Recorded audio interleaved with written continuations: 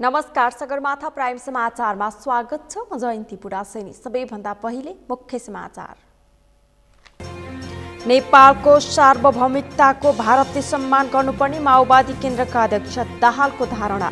सीमा समस्या संवादको माध्यमबाट समाधान गर्न सकिने तर्क। आगामी चैत 5 गतेभित्र स्थानीय तहको चुनाव गर्न निर्वाचन आयोगको सुझाव। रिक्त स्थानीय तहको उपनिर्वाचन गर्नु नपर्ने।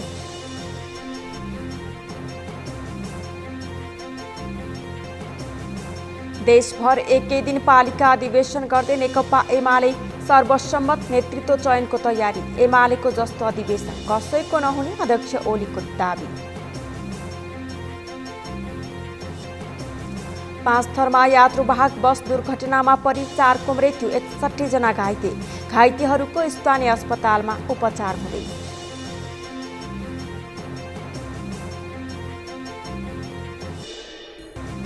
र एएफसी अन्डर 23 एसियन कप छनौट अन्तर्गत इरान विरुद्धको खेलका लागि नेपालको सुरुवाती टोलीको घोषणा। गोलकिपर अर्पण कार्कीको कप्तानीमा मैदान उत्रने।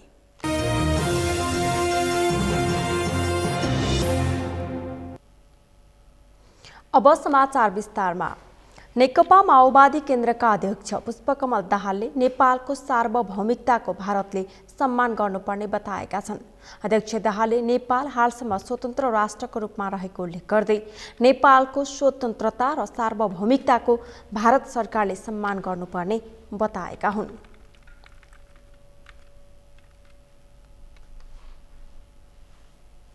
भारतीय प्रधानमन्त्री नरेन्द्र मोदीजीले नेपाल एउटा स्वतन्त्र सार्वभौम सत्ता सम्पन्न राष्ट्र हो भन्दाखेरि ताली, त्यो त यसो हेर्दा त ताली लाग्नु पर्ने कुरा त होइन। नेपाल त हुँदै हो नि, सार्वभौम सत्ता सम्पन्न स्वतन्त्र राष्ट्रै हो नि। उहिले पनि थियो, अहिले पनि छ, भोलि नै हुन्छ। तर हामीले ताली लगाइयो क्या, त्यहाँ बडो उत्तेजित भइयो, खुसी भइयो। यो भित्र चाहिँ उहाँले अलिकति खोज्नु भएको छ के हो, यो हुँदै हो नि भने पनि उहाँले नि भन्नुभएको छ। यो कुराको हिसाब चाहिँ अलि राम्रोसँग भारतले गर्नुपर्छ भन्ने लाग्छ। निर्वाचन आयोगले आगामी चैत 5 गतेभित्र स्थानीय तहको चुनाव गर्न सिफारिस गरेको छ। आज प्रधानमन्त्री शेरबहादुर देउवासँगको छलफलका क्रममा आयोगले चैत 5 भित्र स्थानीय तहको निर्वाचन गर्न सिफारिस गरेको हो। स्थानीय तहका सम्पूर्ण पदाधिकारीको कार्यकाल आगामी जेठ 5 गते सकिँदैछ। 2074 वैशाख 31 मा चुनाव भएको 7 दिनदेखि गणना गर्दा कार्यकाल जेठ 5 गते सकिने देखिएको आयोगको भनाइ छ। कार्यकाल को 6 महिनाभित्र चुनाव गर्नुपर्ने संविधानमा लेखिए पनि निर्वाचन सम्बन्धी कानूनमा म्याद सकिनुभन्दा 2 महिना अघि चुनाव गर्नुपर्ने भन्ने भएकाले जेठ 5 अघि नै चुनाव गर्नुपर्ने देखिएकाले सोही अनुसार सिफारिस भएको प्रमुख निर्वाचन आयुक्त दिनेश कुमार थपलियाले जानकारी दिनुभयो। यसैबीच स्थानीय तहका रिक्त जनप्रतिनिधिहरूको पदपूर्ति गर्न अब स्थानीय तहको उपनिर्वाचन गर्नु नपर्ने भएको छ। स्थानीय तहको कार्यकाल धेरै बाँकी नरहेकाले अब उपनिर्वाचन गर्न नपर्ने आयोगले बताएको हो। तर प्रदेश र प्रतिनिधि सभाको रिक्त सांसदको विषयमा उपनिर्वाचन गर्न के गर्ने भन्ने विषयमा भने आयोगले सरकारको धारणा मागेको छ। जवाफमा प्रधानमन्त्री देउवाले दलहरूसँग छलफल गरेर यसबारे निर्णय लिने बताउनु भएको छ। यस्तै आयोगले राष्ट्रिय सभाको फागुनदेखि रिक्त हुने 20 पदमा आगामी माघको पहिलो साता निर्वाचन गर्न प्रस्ताव गरेको छ। आयोगले सरकारसँग मतदाता नामावली व्यवस्थापन शीर्षकमा 30 करोड रुपैयाँ माग गरेको छ। स्थानीय तह निर्वाचनको मिति नजिकिँदै जाँदा आयोगले मतदाता नामावली व्यवस्थापन गर्ने प्रयोजनका लागि 30 करोड रुपैयाँ माग गरेको हो। आयोगले मतदाता नामावली व्यवस्थापन गर्ने कार्य छठ लगत्तै सुरु गर्ने योजना बनाएको छ। यस्तै आयोगले अब नयाँ कानून अनुसार चुनाव गर्ने प्रस्ताव पनि गरेको छ। त्यसका लागि विभिन्न 9 वटा कानूनलाई 3 वटा कानूनमा समेटेर कानून परिमार्जन गर्ने गरी ड्राफ्ट तयार पार्ने प्रक्रिया सुरु भएको आयोगले जनाएको छ।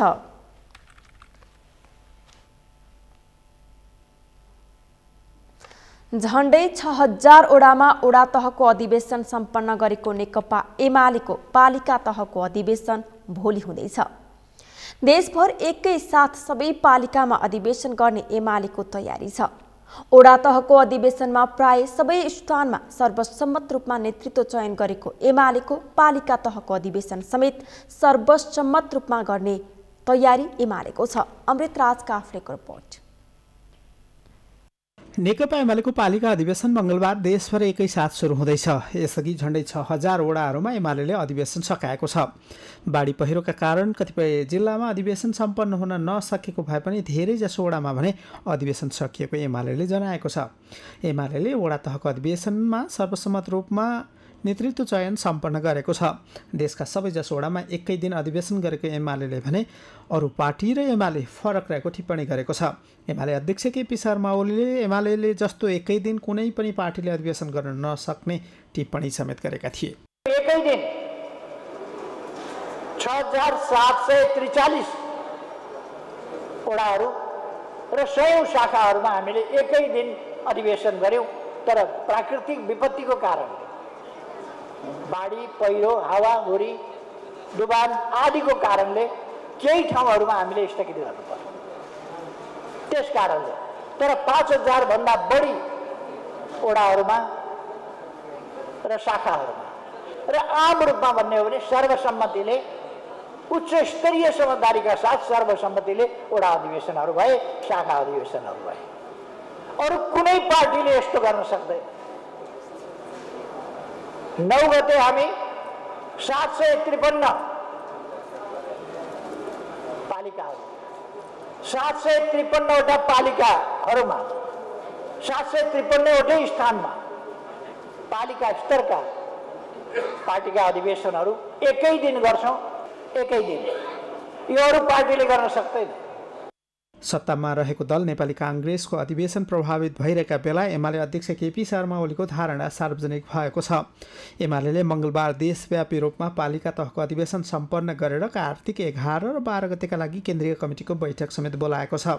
त्यसपछि स्थायी कमिटीको बैठक बसेर आवश्यक निर्णय लिने तयारी गरेको एमालेले आगामी मङ्सिर 10 गतेदेखि केन्द्रीय महाधिवेशन गर्ने निर्णय समेत गरेको छ। यसअघि बुटवलमा महाधिवेशन गर्ने निर्णय गरेको एमालेले अहिले भने चितवनमा महाधिवेशन गर्ने निर्णय गरेको छ। एमालेको अधिवेशनबाट नयाँ नेतृत्व चयन हुनेछ, तर अध्यक्षका लागि केपी शर्मा ओली एकल उम्मेद्वार हुन सक्ने समेत देखिएको छ। यसअघि अध्यक्ष ओलीसँग प्रतिस्पर्धा गरेका माधव कुमार नेपाल र झलनाथ खनालले नयाँ दल गठन गरिसकेको र वर्तमान महासचिव ईश्वर पोखरेल फेरि महासचिवको उम्मेद्वार हुने बताएका बेला अध्यक्षको लागि अर्को प्रतिस्पर्धी को हुने भन्ने अहिलेसम्म सार्वजनिक भइसकेको छैन। सगरमाथा टेलिभिजनका लागि क्यामेरामा केशव तिमेल सिन्हाका साथमा अमृतराज काफ्ले, काठमाडौँ। सञ्चार तथा सूचना प्रविधि मन्त्री ज्ञानेन्द्र बहादुर कार्कीले जनताले अनुभूति गर्ने गरी समृद्धिको दिशामा अग्रसर हुन सबैलाई आआफ्नो ठाउँबाट योगदान पुर्याउन आग्रह गर्नुभएको छ। नेपाल सरकारका प्रवक्ता समेत रहनुभएका मन्त्री कार्कीले समृद्धिको दिशामा सबैले आफ्नो ठाउँबाट अघि बढ्न सके 10 वर्षभित्रमा दक्षिण एसियामा नेपाल पनि एक सम्पन्न मुलुक बन्ने दावी गर्नुभयो। उहाँले विज्ञापन बोर्ड प्रति लक्षित गर्दै हरेकले आफैलाई अनुशासित बनाएर जनतालाई लोकतन्त्रको अनुभूति गराउनु पर्ने आवश्यकता समेत औल्याउनुभयो। विज्ञापन दिवसको अवसर पारेर सोमबार काठमाडौँमा आयोजित एक कार्यक्रममा बोल्दै मन्त्री कार्कीले समाजका अरू क्षेत्रलाई पनि उदाहरणीय बन्ने गरेर मुलुकको समृद्धिको अभियानमा जुट्न विज्ञापन क्षेत्रसँग सम्बन्धित सङ्घ संस्थाहरूलाई सचेत गराउनुभयो। अग्रसर गराउने लक्ष्य पुर्याउनु पर्दछ। हामीले केवल भाषणमा, केवल दस्तावेजमा मात्रै समृद्धिको कुरा गरेर जनताले समृद्धिको अनुभूति गर्न सक्दैनन्। त्यसैले जनताले अनुभूत गर्न सक्ने किसिमको समृद्धिको दिशामा हामी सबैले आफ्नो ठाउँबाट जिम्मेवारीपूर्वक तरिकाले अगाडि बढ्यौँ भनेदेखि मलाई लाग्छ 10 वर्षभित्रमा साउथ एसियामा हामी एउटा सम्पन्न मुलुकको रूपमा विकसित हुन सक्दछौँ।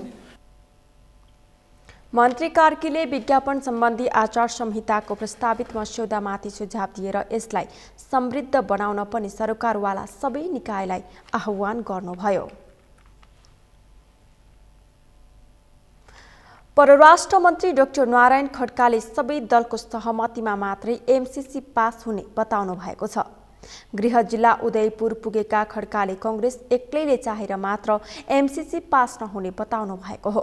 मन्त्री खड्काले एमसीसी नेपाली जनताहरूको हितमा छ वा छैन भन्ने बारे सबै दल र विभिन्न क्षेत्रहरूसँग छलफल गरेर मात्रै एमसीसी पास गर्न सकिने बताउनु भयो। कहाँसम्म सत्य होला, कहाँसम्म व्यवहारिक होला, तर कतिपय राष्ट्रिय मुद्दामा कहिलेकाहीँ हामी एक ठाउँमा हुन्छौँ, कहिले विवादित हुन्छ। त्यो कुनै त्यो इस्यु कुनै ठुलो इस्यु भएर सरकारमा आउने गर्ने पानी गर्ने भन्ने कुरा मैले चाहिँ थाहा पाएको छैन, मलाई थाहा छैन त्यो विषय चाहिँ। मन्त्री खड्काले एमसीसी पास हुनका लागि सत्ता गठबन्धनमा रहेको दलहरूको सहमति आवश्यक रहेको भन्दै गठबन्धनमा सहमति गरेर मात्र पारित हुने बताउनुभयो।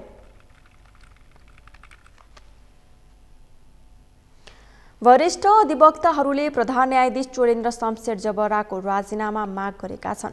वरिष्ठ अधिवक्ताहरू रमण कुमार श्रेष्ठ, कृष्ण प्रसाद भण्डारी र सुरेन्द्र कुमार महतोले न्यायालयलाई यति धेरै विवादमा तान्ने काम गरेको उल्लेख गर्दै प्रधान न्यायाधीश जबराले तत्काल राजीनामा दिनुपर्ने माग गरेका हुन्। पूर्व महान्यायाधिवक्ता समेत रहनुभएका वरिष्ठ अधिवक्ता श्रेष्ठले न्यायपालिकालाई जोगाउन र प्रधान न्यायाधीश जबरा आफैको व्यक्तित्वलाई बढी क्षति हुन नदिन पनि तत्काल राजीनामा दिन उपयुक्त हुने तर्क गर्नुभयो। अर्का वरिष्ठ अधिवक्ता कृष्ण प्रसाद भण्डारीले प्रधान न्यायाधीश जबराले तत्काल पदबाट राजीनामा दिनुपर्ने माग गर्नुभयो। उहाँले न्यायालयमाथि देखिएको जोखिम टार्न पनि प्रधान न्यायाधीश जबराले तत्काल राजीनामा दिनुपर्ने र उनको विकल्प खोजी गर्न ढिलाइ गर्न नहुने स्पष्ट पार्नुभयो। न्यायालयमाथि अति गरेकाले प्रधान न्यायाधीश जबराले मार्ग प्रशस्त गर्नुपर्ने अवस्था आएको वरिष्ठ अधिवक्ता सुरेन्द्र कुमार महतोले बताउनुभयो। वरिष्ठ अधिवक्ता महतोले न्यायपालिकाको अस्तित्व नै खतरामा पार्ने काम न्यायालय प्रमुखबाटै हुने काम भइरहेको भन्दै आक्रोश व्यक्त गर्नुभयो।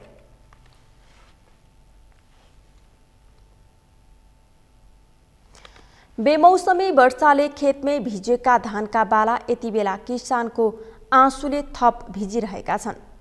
बाढी पहिरोका कारण 100 बढीले ज्यान गुमाए, तर नेताहरू भने काम कुरो एकातिर, कुम्लो बोकी ठिमीतिर भने चाहिँ आफ्नै कसरी मुड फ्रेस बनाउने, कसरी एमसीसी पास गर्ने भन्ने बहसमा जुटेका छन्। नागरिक समस्यामा रहेका बेला उनीहरूको पीडा महसुस गर्न नसकेको भन्दै आलोचना भएको छ। समीर जोशीको रिपोर्ट। अनपेक्षित रूपमा बदलिएको मौसमले देशभर बाढी र पहिरोका घटना भएका छन्। कयौं मानिसको मृत्यु भएको छ, कयौं घाइते छन्। पहिरोमा पुरिएका केही व्यक्ति अझै बेपत्ता छन्। भित्राउन ठिक्क पारेको कयौं हेक्टर क्षेत्रको धानबाली नष्ट हुँदा किसान रोइरहेका छन्। सरकारकै तथ्याङ्कमा मोटामोटी 10 अर्ब बराबरको आर्थिक नोक्सानी भइसकेको छ। बर्खाभरिको मेहनत केही क्षणको वर्षाले माटोमा मिलाइदिएको छ। पाकेको धान भिजेर फेरि टुसाएको छ। नागरिकहरू यो वज्रपातपछि अब के गर्ने, कसो गर्ने भन्ने चिन्ताले पिल्सिएका छन्। उनीहरूले आँखा अगाडि अँध्यारो मात्र देखिरहेका छन्। यही बेला सत्ताधारी दल नेकपा माओवादी केन्द्रका अध्यक्ष पुष्पकमल दाहाल भने रिफ्रेस हुने सुकुटे बीच पुगे। सुकुटेमा र्याफ्टिङ गरेर धुलीखेलमा जिपलाइनको मजा लिए। हुन त घुम्ने फिर्ने मनोरञ्जन लिने भन्ने कुरा मानिसको व्यक्तिगत स्वतन्त्रताको विषय हो, तर सार्वजनिक व्यक्तित्वको यस्तो प्रविधिलाई उसको निजी कुरा हो भनेर स्वीकार गर्न आम नागरिक तयार छैनन्। कस्तो समयमा कस्तो चरित्रमा पेश हुने भन्ने समेत हेक्का नराखेर होला प्रचण्ड अहिले सर्वाधिक हाँसोका पात्र बनेका छन्। प्रचण्डको सुकुटे बीचको रिफ्रेसमेन्ट र त्यसपछिको जिपलाइन मस्तीका दृश्य सार्वजनिक भएसँगै अहिले हरेक नागरिकको मनमा एउटै प्रश्न जबरजस्त उब्जिएको छ। के नेताहरू नागरिकको समस्या महसुस गर्न सक्छन् त? गरिरहेका छन् त? जिम्मेवारीमा रहँदा, पहुँचमा रहँदा वा सार्वजनिक खपतका लागि नागरिकको छेउमा पुगिदिने र साथमा रहेको भ्रम छरिदिने बाहेक नेताहरूको नागरिकको पीडालाई महसुस गर्न सक्दा रहेनछन् भन्ने प्रतिनिधि उदाहरण पछिल्लो समय प्रचण्डले पेश गरेका छन्। जुन ठाउँमा गयो त्यहीको भेष बदल्न सिपालु छेपारो जस्तो शैली अपनाउने प्रचण्डले केही दिन अघि मात्र नवलपरासी गएर हिन्दीमा बोल्दै त्यहाँका जनतासँग लप परेको बताएका थिए। तर प्रेमिकाको धान खेती पानीमा बगिरहँदा र घर डुबिरहँदा र परिवारका सदस्य बगिरहँदा जिप लाइनको हावामा कावा खाने प्रचण्ड भन्दा निर्मोही धोकेबाज प्रेमी को होला? बरु उनको जिपलाइनमा मस्ती गरिरहेको तस्बिरसँग यति बेला तुइन तरेर विद्यालय जान बेबस बालबालिकाको तस्बिर जोडेर सामाजिक सञ्जालमा खिसी टिउरी गरिएको छ।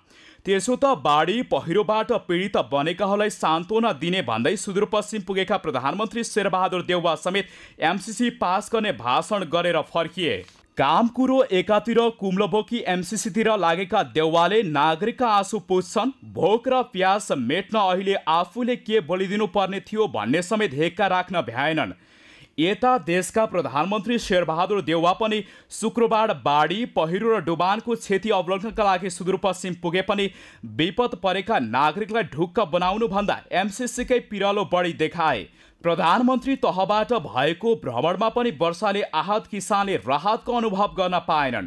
बरु पीडितलाई नबोली काठमाडौँ फर्केका देउवाले राष्ट्रिय विपदमा रहेको एमसीसी पास गर्ने दावी गरे।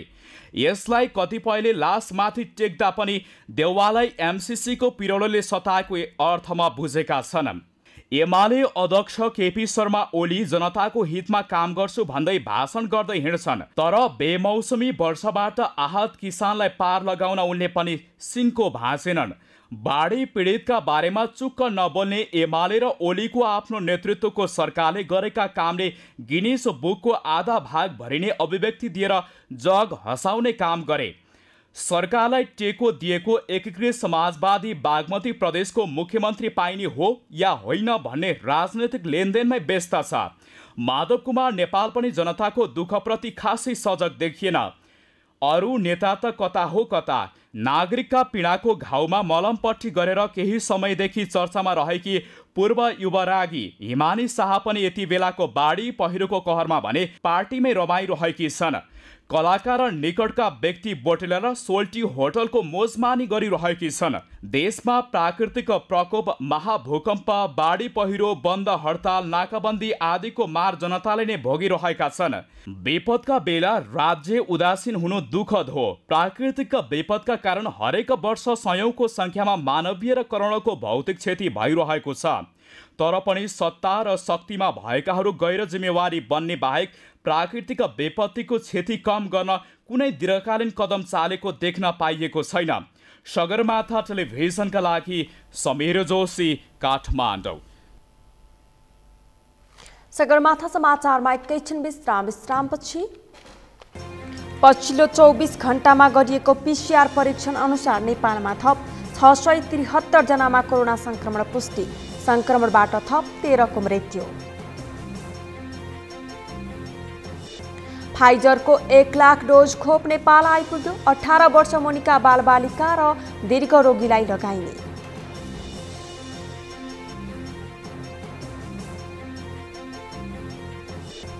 र तत्काल राहत र पुनर्स्थापनाका लागि बाढी पहिरो र डुबानबाट प्रभावित सुदूरपश्चिमका किसानहरूको माग। राहत प्याकेज र अनुदानमा बिउ बिजन दिने मन्त्रीको प्रतिबद्धता।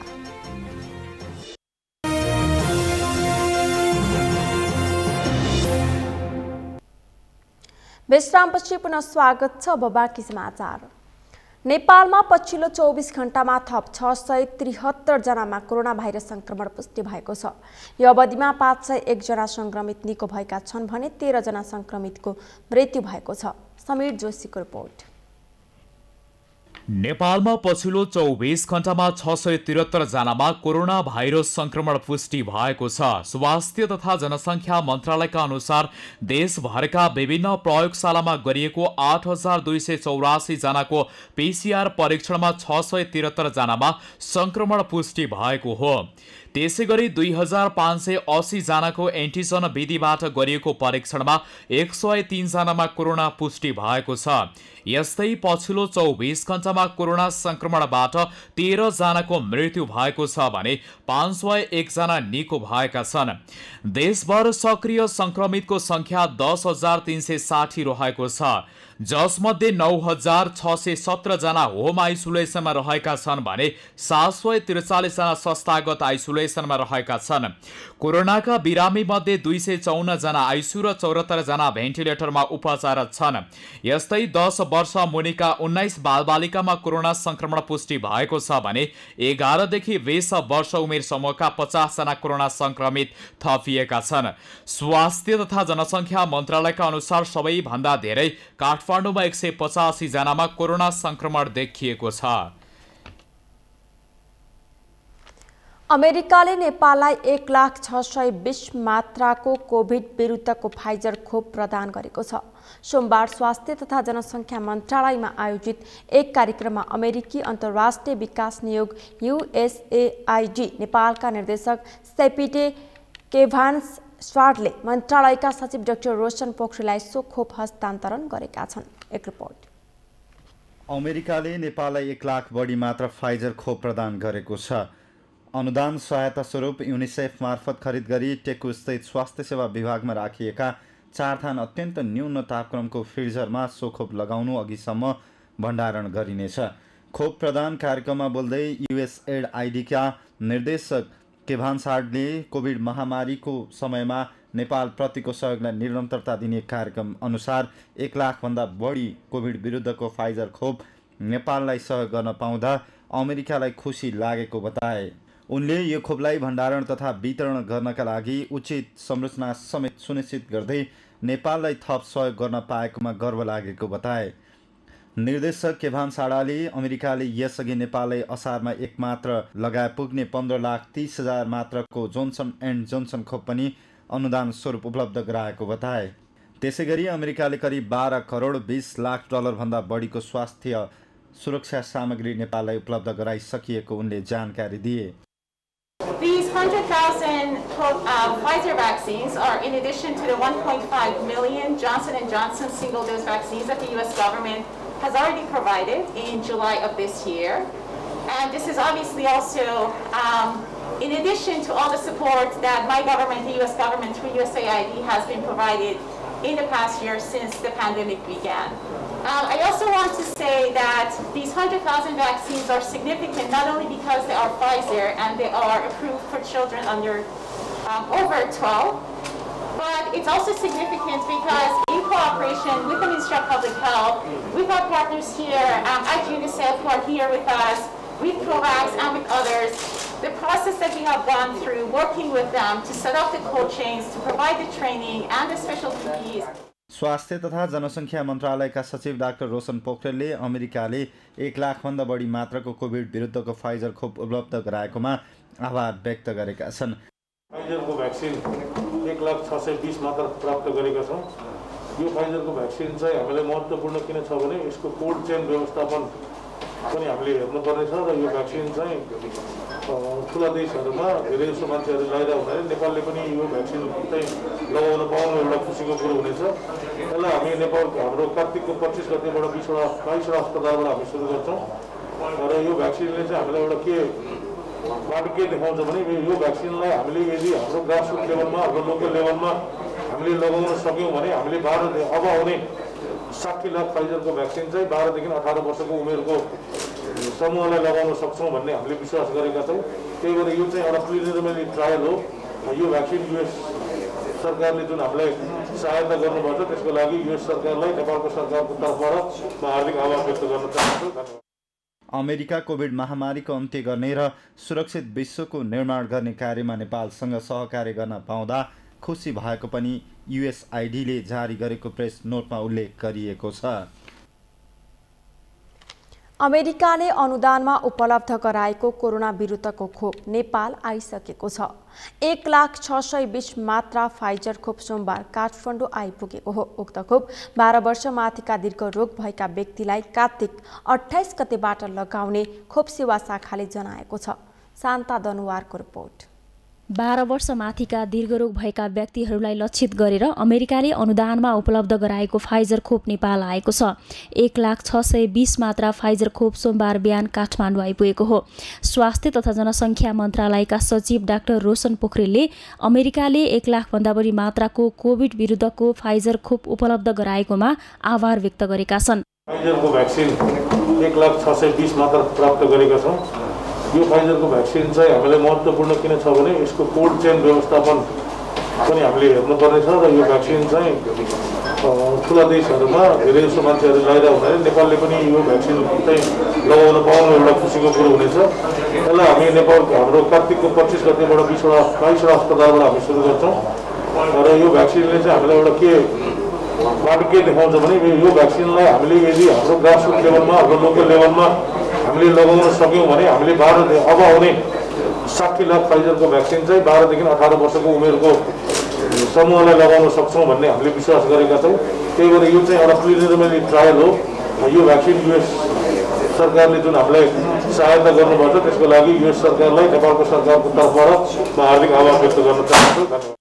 फाइजर खोप 12 वर्ष माथिका दीर्घरोगीलाई लगाउने सरकारको तयारी छ।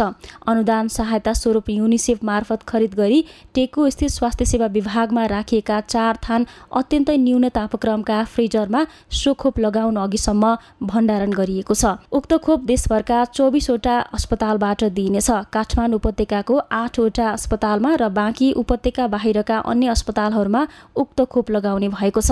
कार्तिक 28 गतेबाट मङ्सिरको 3 गतेसम्म फाइजर खोप दिने तयारी भएको छ। कोभिसिल्ड, आस्ट्राजेनेका र भेरोसिल जस्तै फाइजर खोप पनि 1 महिनाको अन्तरालमा 2 डोज लगाउनु पर्नेछ। खोप सेवा शाखाका अनुसार फाइजरको थप 60 लाख डोज खोप पुसमा आउने कार्यतालिका रहेको छ। यो खोप भण्डारण जति यसको अलि विशेष प्रकारको भण्डारण क्षमताको यसले डिमान्ड गरे जस्तै यसले लगाउने बेलामा यो खोपलाई मिलाउने बेलामा पनि यसको अलिकति केही टेक्निकलिटिजहरू छन्, केही प्राविधिक पक्षहरू छन् जसको बारेमा हामीले स्वास्थ्य कर्मीहरूलाई यो खोपलाई ह्यान्डल गर्ने, खोपलाई स्टोर गर्ने, खोपलाई ट्रान्सपोर्ट गर्ने, खोप अभियानलाई म्यानेज गर्ने लगायत खोप सेसनमा बसेर खोप प्रदान गर्ने स्वास्थ्य कर्मीहरूलाई यसको बारेमा हामीले जानकारीहरू दिनुपर्ने आवश्यकता पर्छ।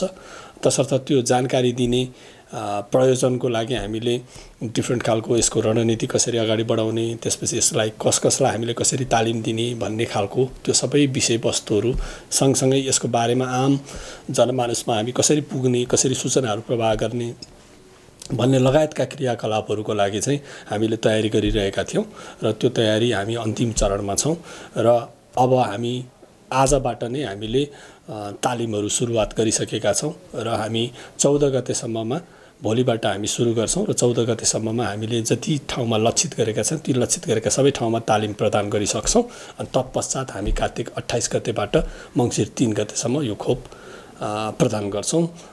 12 वर्ष माथिका मुटु रोग, मृगौला रोग, मधुमेह, क्यान्सर र मस्तिष्क सम्बन्धी रोग भएका व्यक्तिहरूलाई खोप दिइनेछ।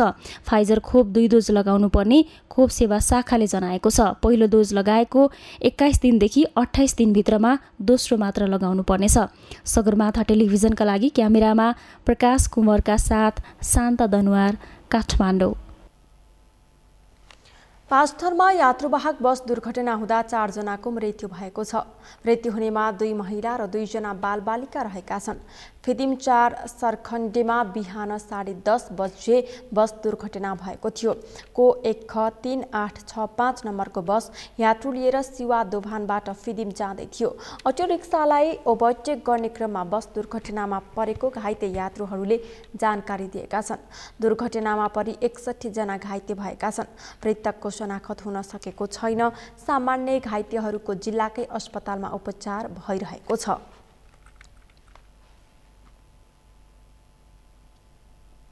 दुई 2072 सालको विनाशकारी भूकम्पले भत्किएको वसन्तपुरको ऐतिहासिक काष्ठ मण्डप मन्दिरको पुनर्निर्माणको काम अन्तिम चरणमा पुगेको छ। 7औं शताब्दीको काष्ठ मण्डप पुरानै शैलीमा पुनर्निर्माण भइरहेको छ। मन्दिरमा प्रयोग भएको 4वटा मूल थाम मध्ये एउटा 1000 वर्ष पुरानो रहेको छ। जीवन राणा भाटको रिपोर्ट। यति बेला विनाशकारी भूकम्पले भत्किएका विश्व सम्पदा सूचीमा सूचीकृत ऐतिहासिक सम्पदा पुनर्निर्माणको काम तीव्र गतिमा भइरहेका छन्। यही मध्येको एक हो काठमाडौँ उपत्यकाको परिचय र इतिहाससँग जोडिएको दरबार स्क्वायर क्षेत्रमा रहेको काष्ठमण्डप। अहिले काष्ठमण्डप पुनर्निर्माणको काम अन्तिम चरणमा पुगेको छ। 2072 सालको भूकम्पबाट क्षतिग्रस्त काष्ठमण्डपको मुख्य पूर्वाधारको काम सम्पन्न भई अहिले फिनिसिङ कार्य भइरहेको काष्ठमण्डप पुनर्निर्माण समितिले जनाएको छ। उपभोक्ता समिति मार्फत पुरानै शैलीमा पुनर्निर्माण भइरहेको 7औं शताब्दीको काष्ठमण्डप पुनर्निर्माणका लागि काठमाडौँ महानगरपालिकाले हालसम्म 11 करोड 50 लाख रुपियाँ उपलब्ध गराएको छ। काष्ठमण्डप पुनर्निर्माणको काम चाहिँ हामी कमिटी बनिसकेपछि अब निर्माण क्रममा चाहिँ अब अन्तिम चरण पुगेको छ। कति खर्च भयो अहिलेसम्म, के छ यो? अहिलेसम्म महानगरपालिका दिएको आर्थिक अनुदान अनुरूपमा हामी 11.5 करोड पैसा लिएको अवस्था छ होइन। त्यही 11.5 करोड पैसामा अहिले काम गरेको छ। अब पुनर्निर्माण गर्ने भन्ने बित्तिकै अब कतिपय मन्दिरहरू भत्काइएर चाहिँ नयाँ डिजाइनले बनाइएको अवस्था छ। काष्ठमण्डपको अवस्थामा चाहिँ के छ? काष्ठमण्डपको अवस्थामा हामी पहिला 7औं शताब्दीमा जुन डिजाइन थियो, जुन प्रकारको थियो, अहिले पनि त्यही प्रकारको त्यही प्रविधिबाट बनेको छ। पुनर्निर्माणका लागि महानगरपालिका र पुनर्निर्माण समिति बीच 2075 साल वैशाख 29 गते सम्झौता भई कार्तिक 22 गतेदेखि काम सुरु गरिएको थियो।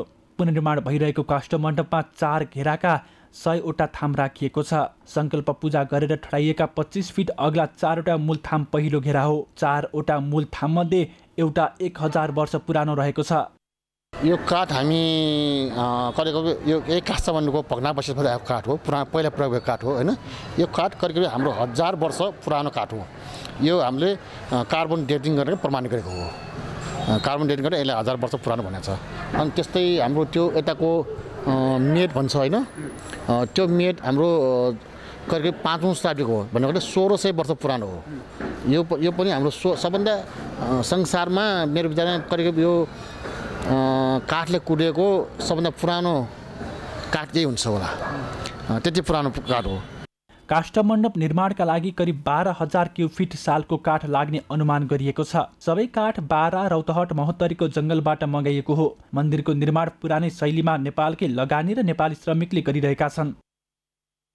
मन्दिर चाहिँ सामान्यतया पहिला पनि 3 तला हो, अहिले पनि 3 तलाकै छ होइन।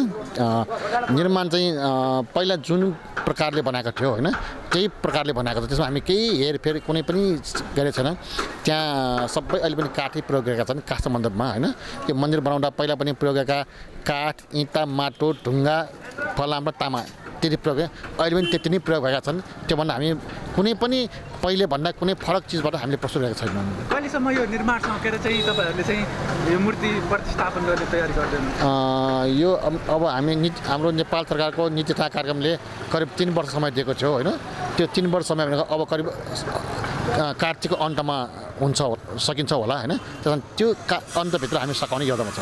कहिलेबाट सुरु गर्नु? यो चाहिँ हाम्रो कमिटी त 2075 साल गठन भएको हो। तर नीति तथा कार्यक्रमले हामीलाई 75 नीति तथा कार्यक्रम 3 वर्ष भनेका थिए। तर हामी फिल्डमा काम चाहिँ 2075 साल कार्तिक 22 काम गरेर सुरु गरेका थियौँ होइन। अब त्यही क्रममा चाहिँ अहिले कार्तिक महिना आउँदाखेरि 3 वर्ष करिब पुग्छ हाम्रो। अबको 1 देखि 2 महिनाभित्र सबै काम सम्पन्न गर्ने गरी पुनर्निर्माण भइरहेको काष्ठमण्डप मन्दिर सञ्चालनमा आएसँगै धार्मिक पर्यटक बढ्ने अनुमान गरिएको छ। सम्पदा त्यस्ता वस्तु वा स्थल हुन् जुन मानिस मात्रको अमूल्य सम्पत्तिका रूपमा रहेका हुन्छन्। यस्ता सम्पदाहरूले आर्थिक फाइदा मात्रै नभएर कुनै पनि मानिस वा समुदायको गौरव बोकेका तथा परम्पराको परिचायक पनि हुन सक्छन्। त्यसैले यस्ता सम्पदालाई जोगाएर राख्नु पनि आजको मुख्य दायित्व हो। सगरमाथा टेलिभिजनका लागि क्यामेरामा प्रताप लामाको साथमा जीवन राणाबाट काठमाडौँ।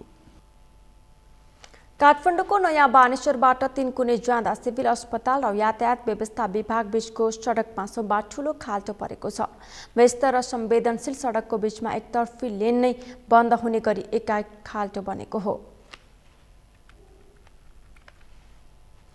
बाढी पहिरो र डुबानबाट प्रभावित सुदूरपश्चिमका किसानहरूले प्रदेश सरकार समक्ष राहत र पुनर्स्थापनाको माग गरेका छन्। सुदूरपश्चिम प्रदेशका कृषक संगठनहरूले बाढी पहिरो पीडित किसानहरूका लागि तत्काल राहत र पुनर्स्थापनाका कार्यक्रम घोषणा गर्न माग गरेका हुन्। एक रिपोर्ट।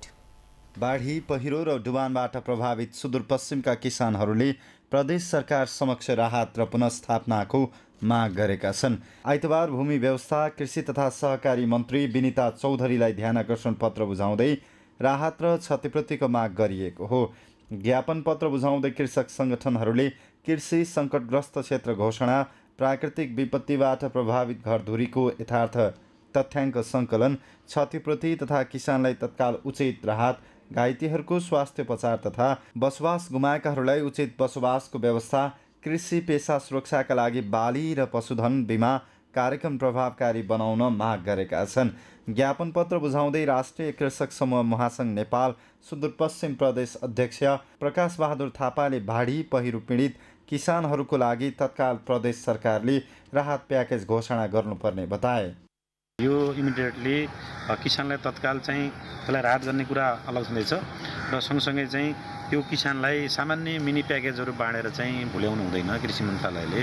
कि मान्छे दैनिक ज्याला गरी खाने मान्छेहरू त उनीहरूको त जसले जसँग आफूसँग जग्गा छैन, अरूको अधिया अरूको ठेक्का गरी खाने मान्छेहरूको त वर्षभरिको खाने आहारा गुम्यो हैन र अरूको पनि वर्षभरिको खाने आहारा घुमिसकेको अवस्थामा चाहिँ यसलाई राज्यले सामान्य रूपले मिनी प्याकेजहरू यो तपाईँको राहत प्याकेजहरू दिएर 2-4 किलो धान चामल दिएर टेके नै खराब भएको छ, कसैको काटे नै पुरा पानीमा दहमा डुबेको अवस्था छ, कसैको धान थुप्राको पनि त्यो जम्मै टुसाइसकेको अवस्था छ। त्यो अब खान लायकको छैन र व्यापारी वर्गलाई हामी सोद्धाखेरि उहाँहरू किन्ने अवस्थामा छैन। ज्ञापन पत्र बुझ्दै मन्त्री विनिता चौधरीले तथ्याङ्क सङ्कलन गरिरहेको र तथ्याङ्क आइसकेपछि किसानको लागि राहत प्याकेज र हिउँदे बालीका लागि अनुदानमा बिउ बिजन तथा मलखात उपलब्ध गराउने बताइन्। जस्तै मानव काटिएको धान बगाएको छ, एकदमै दुःखको विषय हो। 13 प्रदेश सरकार मन्त्रालय गम्भीर छ यो विषयमा। हामीले निरन्तर जस्तै मानव लागिराखेका छौँ। त्यो अनुसार टोली पनि खटिएको छ निष्पक्ष रूपमा। जस्तै मानव तथ्याङ्कहरू आवश्यक र त्यो अनुसार उहाँहरूले पीडितहरूले पाउने राहत उचित रूपमा चाहिँ अब सम्बोधन हुने गरी हामीले गर्नुपर्छ भनेर लागेका छौँ र त्यो अनुसार नै हुन्छ। जुन तपाईँहरूको आँखामा चाहिँ किन महत्त्वपूर्ण कुरा छ, यसलाई थप चाहिँ हामीले जस्तै आगामी दिनमा जाने सरसहयोग हुनेछ र थप यदि आवश्यकता पऱ्यो भने फेरि हामी सबै सरोकारहरूसँग बसेर ल तपाईँहरू यो सरसहयोग गर्नुहोस् भनेर हामी जानेछौँ। राष्ट्रिय कृषक समूह महासङ्घ नेपाल खाद्य अधिकार सञ्जाल केरा उत्पादन तथा प्रबन्धन जिल्ला सहकारी कञ्चनपुर, मुख्यमन्त्री नमुना कृषि गाउँ केरा, कृषक समन्वय समिति कञ्चनपुर, गैसस महासङ्घ नेपाल भूमि अधिकार मञ्च कैलाली लगायत कृषि सङ्घ सङ्गठनहरूले संयुक्त रूपमा ज्ञापन पत्र बुझाएका थिए। गत असोज 31 गतेदेखि निरन्तर परेको वर्षाले कैलाली कञ्चनपुरमा मात्रै 3 अर्बको धान बालीमा क्षति गरेको जनाइएको छ। सगरमाथा समाचारमा एकैछिन विश्रामपछि टर्कीले नेटो आबद्ध 10 मुलुकका राजदूतहरूमाथिको कूटनीतिक संरक्षण हटायो। हस्तक्षेप आफूलाई स्वीकार्य नहुने राष्ट्रपति एर्दोगानको भनाई। र एएफसी अन्डर-23 एसियन कप छनौट अन्तर्गत इरान विरुद्धको खेलका लागि नेपालको सुरुवाती टोलीको घोषणा। गोलकिपर अर्पण कार्कीको कप्तानीमा मैदान उत्रने।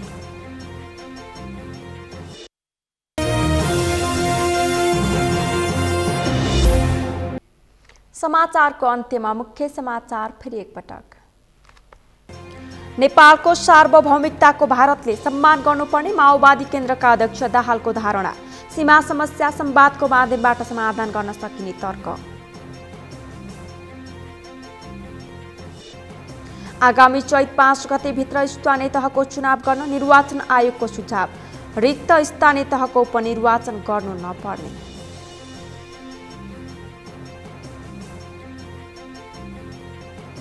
देशैभर एकै दिन पालिका अधिवेशन गर्दै नेकपा एमाले सर्वसम्मत नेतृत्व चयनको तयारी। एमालेको जस्तो अधिवेशन कसैको नहुने अध्यक्ष ओलीको दाबी। 5 थरमा यात्रुवाहक बस दुर्घटनामा परि 4 को मृत्यु, 61 जना घाइते। घाइतेहरूको स्थानीय अस्पतालमा उपचार हुँदै।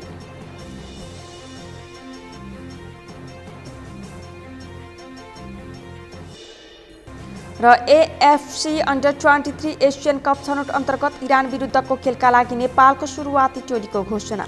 गोलकिपर अर्पण कार्कीको कप्तानीमा मैदान उत्रने। हौस् त सगरमाथा प्राइम समाचार अहिलेलाई सकियो। तपाईँ समाचार बुलेटिनका साथै सगरमाथा टेलिभिजनका सम्पूर्ण कार्यक्रम www.sagarmatha.tv मा पनि पढ्न र हेर्न सक्नुहुनेछ। साथै युट्युबमा youtube.com/sagarmatha.tv नेपालमा हेर्न सक्नुहुनेछ। तपाईँ हामीलाई फेसबुकमा पनि facebook.com/stv नेपालमा फलो गर्न सक्नुहुनेछ। समाचारको शिखर, नेपालको गौरव, नेपालको पहिलो न्युज च्यानल सगरमाथा टेलिभिजन हेर्दै गर्नुहोला। नमस्कार।